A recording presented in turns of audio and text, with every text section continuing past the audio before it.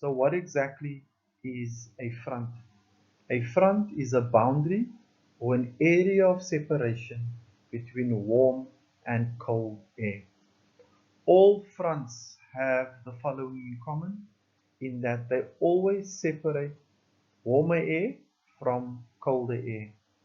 Along all fronts, there is the formation of cloud and the development of rain along the fronts. In the diagram, we see that this line here represents the cold front, and this cold front exists because it separates cold air from warm air. There's cloud and rain because the warm air is moving up the cold front. This front represents what is called a warm front. It separates cold and warm air. We have cloud formation and rain because of the warm air rising and cooling along the front.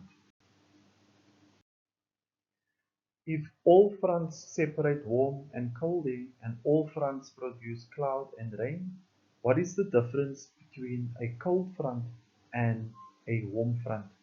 On a synoptic weather map, a cold front is represented by a line with these triangular shapes drawn onto that line. This cold front represents cold and warm air.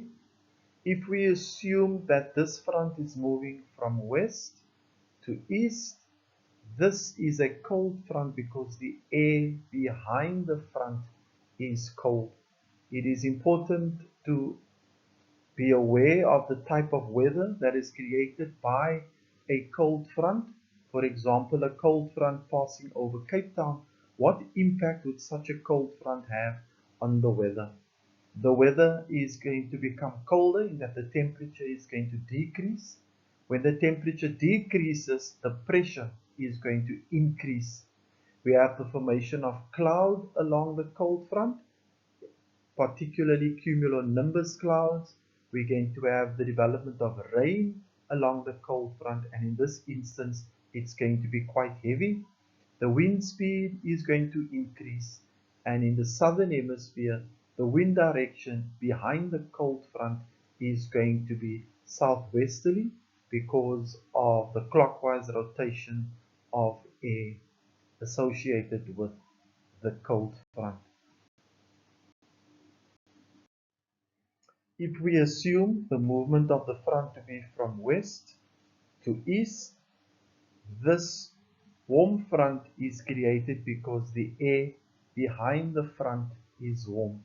The front represents the leading edge of the warm air, and it thus separates the warm air from the cold air. On a synoptic weather map, the warm front is represented by a line with these semicircular shapes attached to it. It's important to remember that the air behind this front is warm, and as this warm air passes over a particular place, the temperature is going to increase, hence making it warmer.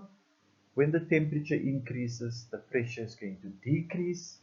We again going to have the formation of cloud, in this case nimbostratus cloud being one of the examples. The rain is going to be light. Your wind speed is going to decrease slightly, and the wind direction will be northwesterly in the southern hemisphere.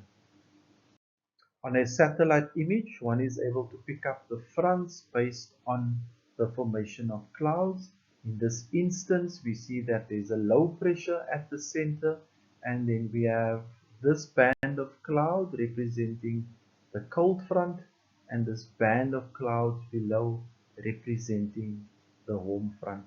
At this stage, conditions over the southwestern Cape or Cape Town, for example, is still clear and nice and warm because this represents the warm air. But once the front continues to move across South Africa, it's going to bring with it colder air behind that front, and hence the weather conditions are going to change drastically.